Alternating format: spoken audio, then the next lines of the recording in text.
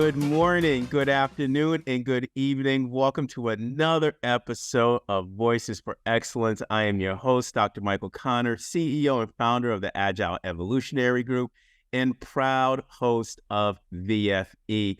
And today's guest is not only just a personal friend, but an educator that continuously to change lives. When we talk about the importance of community, when we talk about the importance of empowerment, providing voice to not only Generation Z and Generation Alpha, but to our families, we have one of the experts that is appearing on VFE. Now, it was very hard to get her on, her calendar constraints, her days, her times, but finally she made time for me and VFE. I am honored, Miss Lynette White.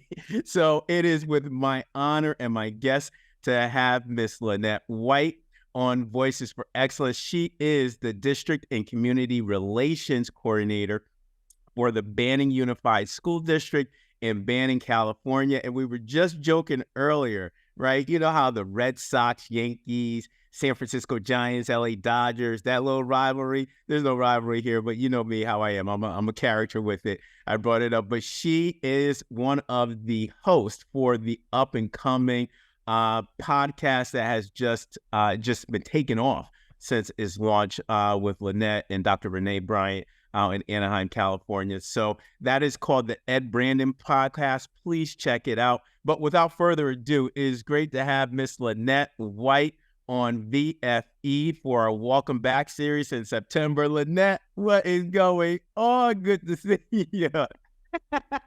Hi, Dr. Michael Connor, since you're going to poke some fun at me. Yes, my schedule is crazy. It's hard to be balancing this many podcasts. But I'm so excited to be on with you, and I feel blessed that I get the opportunity to be part of the Back to School series. Absolutely. And you know what, Lynette, to be truthful, it is a blessing to have you as one of my circle of friends, in my circle of educators who I trust, who I call is one of my confidants in this field. So appreciate you and everything that you're doing in the education ecosystem. So now let's have some fun on the podcast. Now, all it is a semi-structured, right? I'm going to break this down for you, Miss Lynette White. It's Okay. But it is completely fun. Just use the imaginative thinking that you are just in a conversation like we always do. We talk about education. But first, this is a fun question, right? So we know leaders in California know who you are, right? Leaders in California and beyond across the country with your branding strategy, your district communication strategies, working with Dr. Terrence Davis out in Banning Unified. I mean, just an absolute dynamic ecosystem that you're creating out there. But what song will education stakeholders, I'm looking forward to this. I got my pen ready for this, but what song will education stakeholders describe Miss Lynette White in this space as an equity and excellence agent? So I had a hard time dialing into one song. I started off with Love on Top because, all things I do them with love. But then I ultimately ended up with Girl on Fire by Alicia Keys because that's what I hear a lot, that I'm on fire and I'm always ready to go. And so, yeah, Girl on Fire by Alicia Keys. Absolutely. Girl on Fire and Love on Top. But you know what? What is so fascinating, and when you look at this in this reciprocal manner, right, that is worked in a synonymous context, when you use both of those songs, Love on Top, we already know what your love is: education, families, and kids. And more importantly, you are on fire for kids, families, and to ensure that they have this, defined word of quality and effectiveness in all schools. Thank you for doing that, Miss Lynette White. But your work, I want to highlight your work in Banning Unified because it is absolutely outstanding. I'm saying this from an objective standpoint, and I'm also saying a subjective standpoint because I'm just a big fan of your work. But you're the core thread of Dr. Davis's organizational strategy, right? To lever this dynamic with community relations and district communications in the context of innovation and excellence for all. we know you really underline and underpin that word of all in your practices. But as a district communications and relations coordinator, how are you elevating the voice of the district? And I want you to unwrap your strategic approach and your strategic methodology as you do that, because what I hear a lot of times across the country, and even when I was a former superintendent, you hear that there are these bottlenecks in the context of communication, or you hear the sentiment of we need increased transparency. So how are you elevating those type of strategies within Banning Unified to elevate the voice of all? And so yes, there is that transparent communication. That's like a really hot phrase right now, I think. And I don't think that it's always done effectively. As far as what I'm trying to do in Banning is, it's funny, I was just on another interview just before this, and I said, everybody that knows me and follows me is always like, oh my gosh, Banning is doing such amazing things, like it's surprising. What I always tell people is I didn't go in there with a magic wand and say, do incredible things now that I'm here. The incredible things were just always happening. They never had a role like mine in the district before me. So I'm the first of my kind in this role. They've never had a comms person. They've never had a community relations person. And so I've only been there since April, and my first order of business was to get to know people in the community. So from the students to the staff to the Chamber of Commerce, just really learning, listening and learning before I choose to try to implement anything. So just listening, learning, getting to know the pulse of the community, where their heart lies, the need, how we can amplify the incredible stories that they have going on. And then now fast forward 4 months later, not that I've learned everything that the district has to offer as far as stories go. It's a very deep rooted, close knit community. But I feel like now I'm at the point where I can implement some strategies, and we have been faced with some crisis comms since I started in April. And I feel like we're in a place where the community feels like they can trust us. We have proven to be transparent just in our messaging. For example, we just recently had Tropical Storm Hillary. The district next door closed. They had flooding or something like that. We were very fortunate that our pocket in the space was missed. So we didn't close the district. Superintendent Davis, myself, and other members of the cabinet came to that decision. It was tough. We faced some backlash for it, but ultimately, I think the community really appreciated that we communicated throughout the entire incident from beginning to end. We let them know where our thinking was, why we were planning the way that we were planning, and ultimately why the decision was made was conveyed to the community in a very transparent video from our superintendent. So I think not just saying you're going to be transparent, but also doubling down and showing that you're going to be transparent, but also being inclusive of your community, respecting what they value, respecting what was there before you. I think a lot of times people come into these roles with their own thoughts and their own plans of what should be done without ever taking into account what the community needs. Taking into account what the people who live there and, breathe there every day, what they actually need and desire. So I think my strategy of leadership is really one of going in with my ears open before my mouth is. Yeah. Yeah. No, great, Ms. White. And you hit upon some critical themes within your answer, right? And when you talk about establishing trust and transparency with the community, and above all, to establish that trust and transparency with the community, what you did intentionally was you listened and you learned the actual needs of the community. And one thing that you sandwiched it right at the outset in the closing of your answer is that you have to be able to respect the values of the history of what you're coming into. That is traditional ethnographic approach that many do in the research world, and you absolutely did that. And what I love of the fact of this is that, you and Superintendent Davis, Dr. Davis, recognize that you're not going to make everybody happy with the decisions that you're making, albeit everybody's appreciative of the transparency and the immense amount of intentional communication to establish that trust. I always, like to use this analogy. It's like, you have a son or a daughter and you tell them no, you explain why. They might not like the answer, but they have a core understanding of the why and the rationale behind the decision making without them being obsolete or not knowing, why that answer or why that decision was made in that manner. So thank you for the intentionality with that. Shout out to Dr. Davis, who's an amazing superintendent out in Banning, California as well. His practices are one that many can actually learn from and emulate into their own specific practices of leadership. But moving on, I couldn't wait for this question, right? The Ed Branding Podcast. That's all I got to say.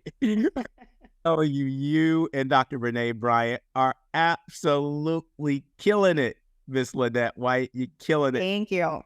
Congratulations on such a successful launch with the podcast. Congratulations on the variety and the diversity of guests that you are having on your show. I'm not going to lie to you. I subscribe to it, so I'm a fan. Yay.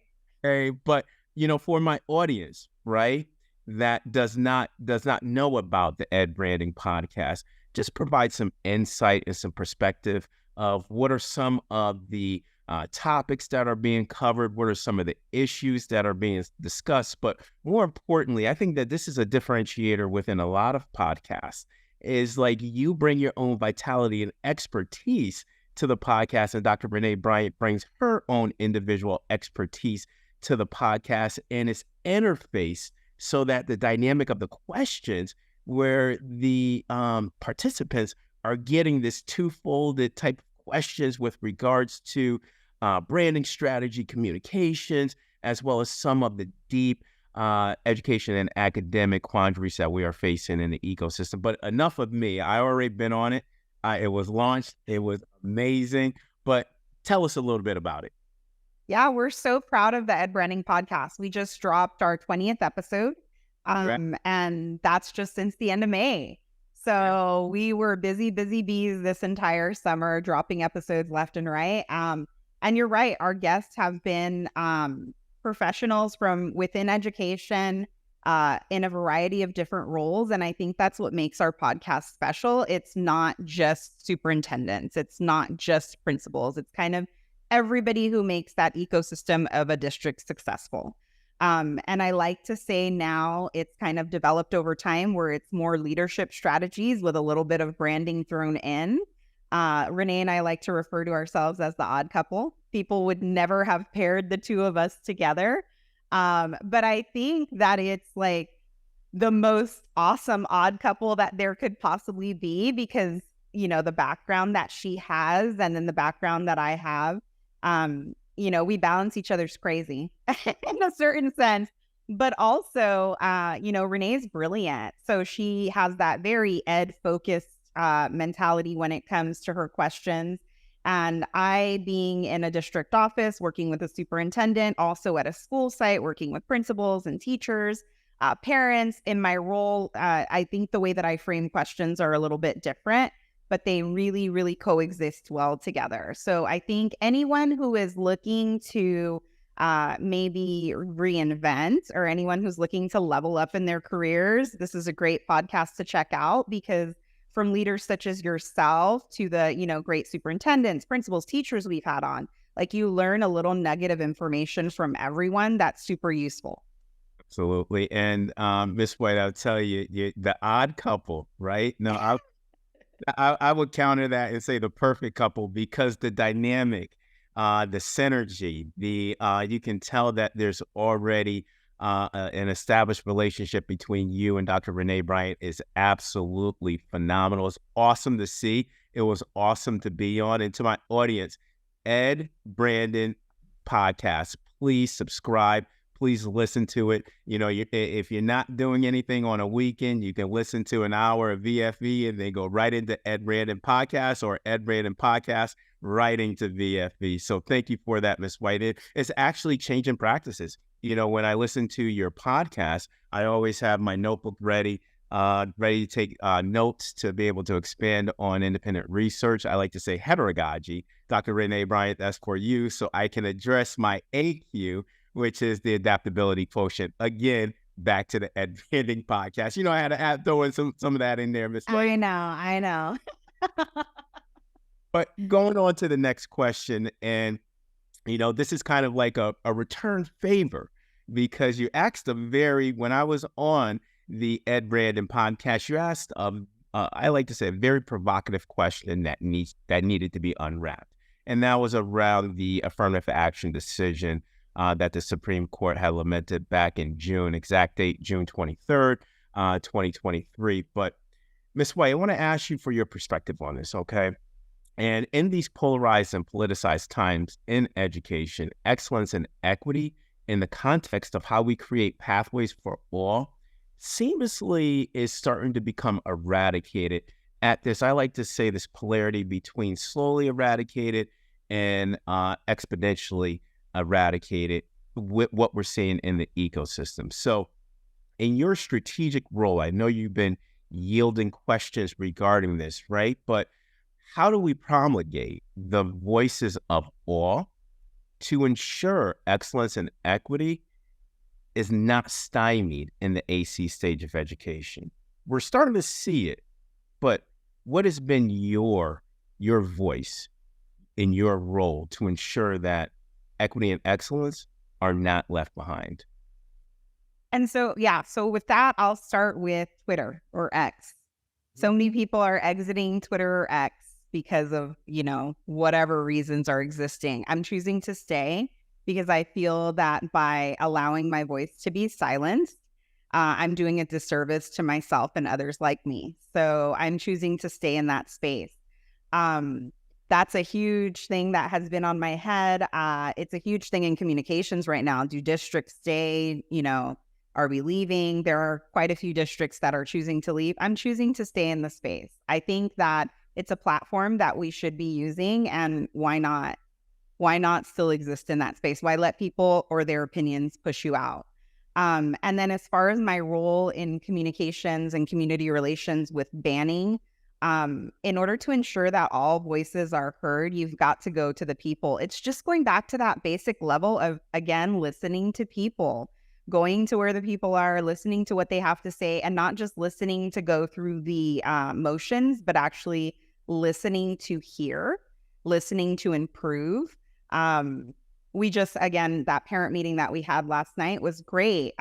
It was a great turnout for Banning Unified. I've heard that they've had lower numbers in the past, and it was an open forum for parents to really voice their opinions on a variety of topics. And it was, all parents from, parents of students with special needs to parents of student athletes and all the concerns in between that. I think what districts need to do is provide spaces for people to feel comfortable to share their story, to share their concerns, and to know that those are actually going to be addressed instead of just going through the motions of, okay, we checked another box, we had another meeting. What's going to happen from that meeting? That's one thing that I have to say with Superintendent Davis's leadership is he is very much a follow-through person. And so, even with last night's meeting, it was like, okay, we're going to follow through. We're going to follow up with you all. We're going to, provide insight after this. Because how many times do you go places, you voice your opinion, and you feel like, okay, they didn't care. They didn't hear me. So I think we provide a different space in Banning where people not only are encouraged to share their needs, their desires, and their story, but they're actually encouraged because we want to hear it and we want to do something proactively to benefit the community. Thank you, Ms. White. And I want to, I have a follow-up question because your answer is spot on, right? But you hit upon a key theme that we hear nationally, right? I like to say that it's a problem of practice or can be extended as a problem of context, right? And this is from the lens of our families and our caregivers. What will happen from this meeting? If parents or caregivers or families are not seeing an immediate response or a response to concerns, right? It could be a conglomerate around the same concerns. We see this in banning. You guys address issues at a rate, and the reactivity of how you address these issues are very quick. Hence the satisfaction or the theme of trust and transparency and banning. But throughout the United States, what about if this doesn't occur in my district, or if this is not occurring in my state? Which strategies or what approaches would you target or identify that you see that are working in banning, or that can be emulated or modified, but the stem or the structure is the same that you guys are employing in banning? I mean, I think that's a hard question. I think in the country, like there are definitely quite a few districts. I've only been in 3 different districts, but I have a lot of surrounding districts that I won't name that are going through lots of issues because of their lack of inclusiveness or transparency, maybe. I think that people need to just be strong-willed. You need to utilize your local board meetings. You need to go and not be, defensive or be rude or anything, but those are definitely open forums for people to share their thoughts, be heard, and really hold those elected officials accountable for what they were elected to do. They should be listening to the public. Again, in a respectful manner. The public should be respectful to these elected officials. However, those are the open forums that people should use for that. Perfect. And I love how you stated it. Elected officials, Board of Education members, those are positions that the public, that our communities vote in. And when the accountability benchmark or benchmarks that we talk about is ensuring that the people that we put in office or elected officials are really carrying out the mission and the vision of the community to make that specific industry thread or that thread that they're servicing better. Well stated, Ms. White. Well stated. And this is kind of like an underscoring question to the question that we just previously unwrapped, because not only are we talking about voices of our communities and our families, but also we know that Generation Z and Generation Alpha, they have a great demand for agency. They want to ensure they have a voice, and they have a loud voice in the ecosystem, which is absolutely phenomenal, is exceptional. I still think, Generation Z and Generation Alpha, this is beyond a theory, that they're going to change the world. It's kind of like my tagline, but you have successfully leveraged critical work to ensure that voice is not compromised with Generation Z, Generation Alpha. We had a long discussion about this when we were together out in San Diego at the Summer Institute for CALSA, but I want my audience to actually hear you unwrap how you're providing that voice and that agency for Generation Z and Generation Alpha. So can you contextualize your approach and strategies that elevate these 2 generations in the AC stage of education? Yes. So, I mean, I agree with you. I think those 2 generations are definitely going to be the change that we need.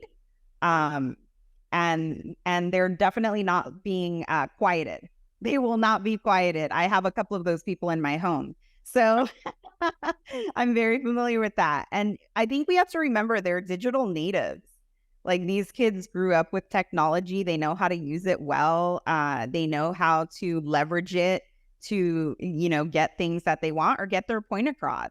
And so I think for elevating Generation Z and Generation Alpha, it's really providing them that space. So like the podcast that I do, for example, the podcast that I started in Colton Joint Unified and now in Banning Unified, that is all about that generation and leveraging their voices, their opinions, so that we can structure the district in a way that benefits them best. Because a lot of times I think we're in these rooms and we as adults are making decisions. And although I'm on the younger side, right, Michael? I'm not that young anymore. So, and most of the people in the rooms that I'm in are even older than me. So if we're making decisions based on the kids, shouldn't we be listening to the kids? one special thing that Banning has is they have a student board member. And the student board member, I only got to see the tail end of the one last year, but she was a girl on fire. She was one of those students that was going to tell you how it was, tell you the good with the bad. And those are the exact kind of kids that we really need to have at the table. They need to have a seat at the table so that they can make decisions based on what will be best for them. Yesterday, Terrence and I interviewed the ASB president for Banning High School, and she is a native of Banning. Banning can be a very tough community to grow up in, and she shared very candidly how tough the community is, but how that resiliency that she's building from, you know, the tough environment that she is currently in is making her plan better for her future. It just has developed into this strong leader. This young lady was just incredible. I can't wait for you to hear that episode. I'm definitely going to send it to you. So I think it's just providing the space for the kids to feel heard, but actually heard. Like, I stress that a lot because, you know, kids can tell when you're listening and you care versus when you're listening and you don't care. So I think always keeping at the forefront the student voice, the student decisions, just like Renee always talks about personalizing instruction based on the student's desires and needs. And like, what a novel idea, right? Why shouldn't we do that at this point in education? Yeah. And Ms. White, I want you to expand on space, right? Because when we talk about providing Generation Z, Generation Alpha, you have two of your own that are in Generation Z. I have one that's on my own that's in Generation Alpha. We talk about our kids. I remember the last time we talked about our kids, like, man, you know, we wouldn't be able to get away with this when we were growing up. Exactly. But voice, it's amazing how with their voice, but when we talk about intentionality around space, I want you to elaborate on that because using your own words, right? There's some novelty when we talk about creating space for Generation Z, Generation Alpha to be the core architects and the co-authors of the design from the systems lens all the way down to instruction, right? But elaborate on that definition of space because I think that there could be some ambiguous notions in the context of we're giving kids space to talk. But it goes on to extend is that, are we really hearing them or are we just providing a space to be compliant to say that we heard our students? But just really fast, just elaborate on that word space so that we can eliminate the novelty and we have a level set on VFE. And for me, that's one thing that I'm very big on where if I providing the space, like for me, kids love podcasts. You have to be where the kids are going to be. So social media, podcasts. I need to be creative. TikTok, you know, I know that's part of social media, but go where the kids are, but provide them a space where they feel heard. And they're the quickest ones to know when an adult cares and when they don't care. And so it's back to that same thing that the parents want, that follow-up, that follow-through, that I'm telling you this, but what are you going to do with it? That accountability for the adults that are going to be doing something with whatever that information that student has conveyed. So if, in the podcast with Terrence is there listening to what the students have to say. They have that one-on-one interaction with the superintendent.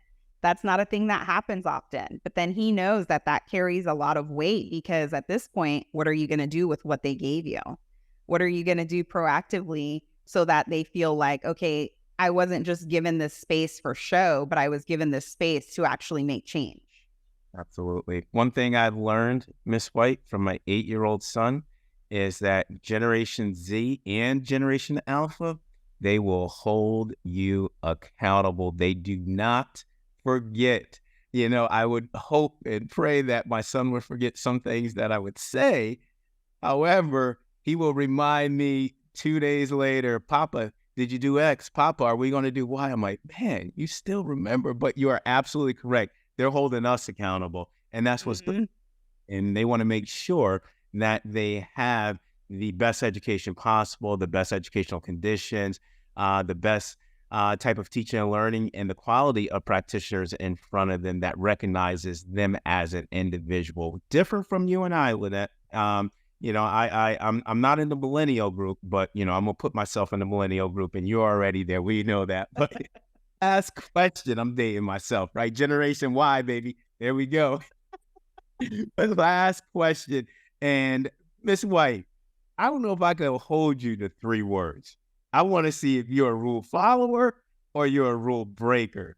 I'm inferring the latter because you want to extend on this answer, but the former might come into play because you might just say, I'm going to do 3 words. So I'm just going to take it as it is. You take it as it is as well. For my audience, Lynette, it has been an absolute pleasure to have you on here. What 3 words do you want today's audience to leave this episode with regards to branding, equity, and excellence in the AC stage of education? What 3 words would be important for branding to ensure all students, families, as well as individuals, different individual groups within the ecosystem, to ensure that all is included in this important dialogue? So I think compassion, equity, and real. I think those 3 things, it's just everything. That's everything that you should be representing of yourself, of your organization, of your district. I do all things that I do with compassion. I always think of equity when it comes in terms of telling everyone's story, not the stories that are not just the stories that are successful or great. And then just being real. I think that, like we said, our kids will call us out if we're not real. And that goes for students as well. So I think the more real you are, the more personable and likable you are. And yeah. Absolutely. I love the words compassion, equity, and real, right? Because there was a saying it was a saying that said, when keeping it real goes wrong, right? I always, it's a favorite television sitcom or show that, I used to watch, but I always say when keeping it real goes right. And in education, Right? keep it real, we're always on the right side for our kids and our families. Miss Lynette White, all the way out in Banning, California. You made it. You lasted. Voices for Excellence, my friend. Congratulations. Thank you. I am completely messing with you, Lynette. And as a personal friend, thank you for showing up on VFB. So to my audience members who want to get in contact with you, who wants to reach out, email, ask you questions, how would they be able to do that? So if you want to email me, it's LynetteWhiteSocial@gmail.com, Twitter, Lynette W Social. Those are the 2 that would be the best. I answer DMs and all that. So please hit me up.